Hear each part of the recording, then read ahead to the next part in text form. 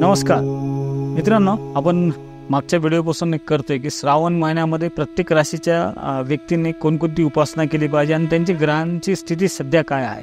आणि तुम्हालाही जर जाणून घ्यायचं असेल की तुमच्या राशीच्या लोकांनी श्रावण महिन्यात कोणती उपासना केली पाहिजे, त्यासोबतच तुमच्या ग्रहांची स्थिती काय हे जाणून घ्यायचं असेल तर तुम्ही कमेंटमध्ये नक्कीच कळवा की तुम्हाला नेमकं कोणत्या राशीबद्दलची माहिती हवी आहे. नक्कीच आम्ही ती देण्याचा प्रयत्न करू. तर आज आपण राशीचक्रातील दुसऱ्या राशीबद्दल चर्चा करणार आहोत. त्या राशीचं नाव आहे वृषभ. वृषभ राशीचा स्वामी शुक्र आहे आणि येणाऱ्या हा जो श्रावण महिना चालू आहे, या श्रावण महिन्यामध्ये वृषभ राशीच्या लोकांसाठीचं जे ग्रहमान आहे ते थोडं संमिश्र आहे.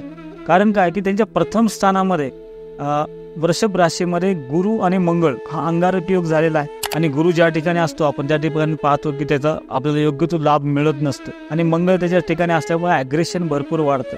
आणि मागच्या काही दिवसाचे ग्रहमान पाहिले तर तुम्हाला 1 मे 2024च्या आधी तुम्हाला गुरु 12वा होता. त्यामुळे बरेच तुमची कामं मागच्या वर्षात अडलेले आहेत किंवा अडखळलेले आहेत. त्यासोबतच बऱ्याच गोष्टीचे चांगले आणि वाईट अनुभव तुम्हाला मिळाले आहेत. त्याच्यामुळे बरेचदा काय होतं की चांगल्या ऑपॉर्च्युनिटी जरी आल्या तरी आपण तिथं रिस्क नाही घेऊ शकत किंवा आपले जे मागचे 2 वर्षातले अनुभव आहेत त्याच्यामुळे आपण रिस्क घेताना थोडी विचार करतो किंवा आपली ते डेअरिंग होत नाही. तर अशा वेळेस त्यासोबतच पाहिलं तर की वृषभ राशीच्या चतुर्थ स्थानामध्ये सध्या शुक्र आणि बुध हे 2 ग्रह बसलेत. कुटुंब स्थान आहे, आईचं पण स्थान आहे, शुक्र तिथे आहे. आणि काय की मुळात शुक्र आणि जर बुध पाहिले आपण ही सिंह राशीमध्ये असल्यामुळं आणि तुमचा जो शनी आहे तो तुमच्या कर्मस्थानामध्ये आहे. त्यामुळं शनीची दृष्टी बुध आणि शुक्रवार असल्यामुळं कौटुंबिक जीवनामध्ये किंवा वडीलधाऱ्या व्यक्तीसोबत थोडे वैचारिक मतभेद होण्याची शक्यता असते किंवा वादविवाद निर्माण होऊ शकतात. त्यासोबतच तुमच्या सप्तम स्थानावर शनीची दृष्टी आहे. त्यामुळे वैवाहिक जीवनामध्ये सुद्धा बऱ्याच अडचणी येऊ शकतात. त्याच्यामध्ये वैवाहिक जीवनामध्ये गैरसमज पण निर्माण होऊ शकतात. त्यासोबतच तुमच्या कर्मस्थानामध्ये शनी स्वतः असल्यामुळं की बरेचदा काय होतं की तुम्ही प्रयत्न करतात त्याप्रमाणे तुम्हाला आउटपुट मिळत नाही किंवा तुम्ही मेहनत घेत असता तिथे तुमच्या बाबतीत गैरसमज निर्माण होतात किंवा तुमचा इमिजिएट बॉस असेल त्याच्याकडून तुम्हाला थोडं हर्ट केलं जातं किंवा कलिग जे तुमच्यासोबत काम करणारे असतात ते तुम्हाला समजून नाही घेत. तर अशा वेळेला मनस्ताप होण्याची शक्यता असते किंवा बरेचदा असं वाटतं की आपण तर कष्ट करतोय, आपल्यामध्ये टॅलेंट आहे, पोटेन्शियल आहे, तरी पण आपल्याला त्या प्रमाणात आपल्याला क्रेडिट का मिळत नाही किंवा त्याचं कौतुक का होत नाही, अशा बऱ्याच अडचणी येऊ शकतात. तर श्रावण महिना असल्यामुळं आणि ह्या वर्षीचा श्रावण महिना मी जसं मागच्या व्हिडिओमध्ये सांगितलं की ह्या वर्षीचा श्रावण महिना हा दुर्मिळ आहे. कारण या वर्षीच्या श्रावण महिन्यामध्ये श्रावण महिन्याची सुरुवातच श्रावणी सोमवारपासून होते आणि त्याचा शेवट म्हणजे अमावस्या पण ती श्रावण सोमवारीच येते. म्हणजे 5 ऑगस्ट 2024 ते 3 सप्टेंबर 2024 या दरम्यान हा श्रावण महिना आहे. आणि श्रावण महिन्याची पहिली प्रतिपदा म्हणजे पहिला दिवस म्हणजे आषाढ महिना संपल्यानंतर जी प्रतिपदा येणार आहे ती श्रावण सोमवारीच आहे. आणि श्रावण महिन्यातला जो अमावस्या आहे म्हणजे शेवटचा दिवस आहे तो पण सोमवारीच आहे.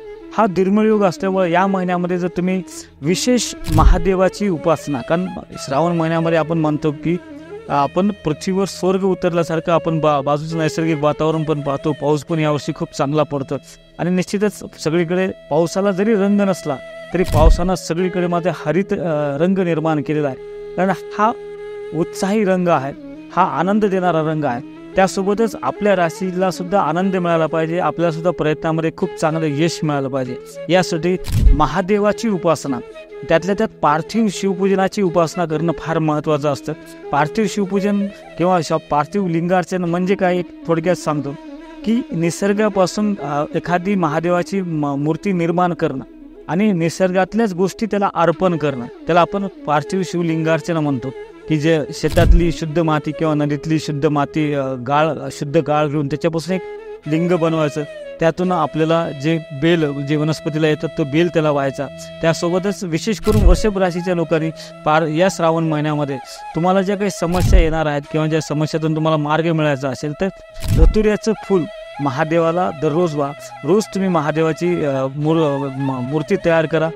पार्थिव शिवपूजन महादेव निर्माण करा, मातीपासून करा किंवा वाळूपासून करा, त्याला षडोपचारे पूजा करा. त्यासोबतच त्याला बेल फूल धतुऱ्याचं फूल व्हायला तर नक्कीच वृषभ राशीच्या लोकांना येणाऱ्या ज्या अडचणी आहेत, ज्या काही समस्या आहेत त्याच्याने योग्य तो मार्ग मिळू शकतो.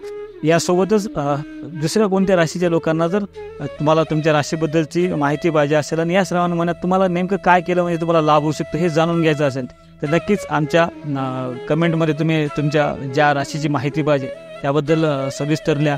नक्कीच आम्ही ते देण्याचा प्रयत्न करू. धन्यवाद.